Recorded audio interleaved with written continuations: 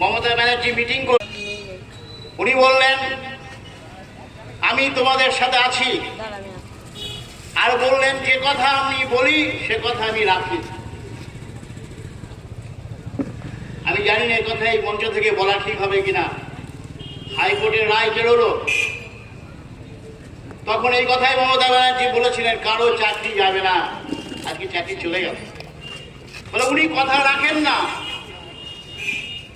সেই জন্য দেখবেন সেদিন তিনি অনেক ভালো ভালো কথা বলতে বলতে যেটা তাদের মাথায় যে ফন্দি কাজ করছে, যে এদেরকে প্যারা টিচারের মতো একটা জায়গায় দাঁড় করাতে চাইছে, এই করে বাস্তবে সরকারি শিক্ষা ব্যবস্থাকে ধ্বংস করে দিতে চাইছে। বহু স্কুল তার দরজা বন্ধ হয়ে গিয়েছে, তারই প্রতিকার চাইতে গিয়েছিল। সেদিন অনেকে বলেছিলেন, যারা স্থাবক তারা বলেছিলেন যে মমতার মানবিক মুখ আমরা দেখলাম নেতাজি ইন্ডোর স্টেডিয়ামে, আজকে তার হিংস্র রূপ দেখলাম। আমরা মেনে নেব? আমরা ওর হত্যাকাণ্ড মেনে নিইনি।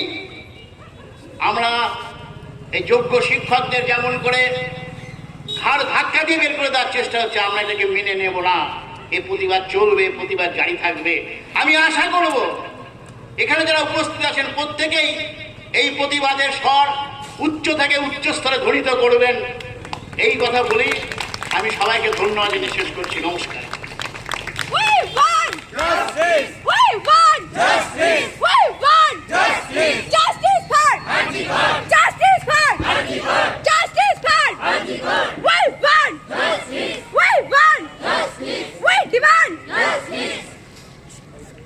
মাথাভাঙা যৌথ প্রতিবাদী মঞ্চ এবং সিটিজেন ফর জাস্টিস কোচবিহারের যৌথ উদ্যোগে আজকের এই প্রতিবাদ কর্মসূচির সমাপ্তির আগে আমরা বলে যেতে চাই যে অভয়ার কাণ্ড বা আর্তিকর কাণ্ড যেটা ঘটে গেছে, মর্মান্তিক ঘটনা, মধ্যযুগীয় একটা বর্বরতা নেমে এসেছিল। আমরা এখানে বলে যেতে চাই আমরা রাজপথে আছি, এই 8 মাস যাবৎ আমরা রাজপথেই ছিলাম। আমরা এটা ভুলিনি আর ভুলে যেতে দেবেও না। আরো 9 তারিখ আসবে, এই ধরনের ওই দিনের বর্বরোচিত ঘটনাকে সংহতি জানিয়ে আমরা রাস্তায় থাকব।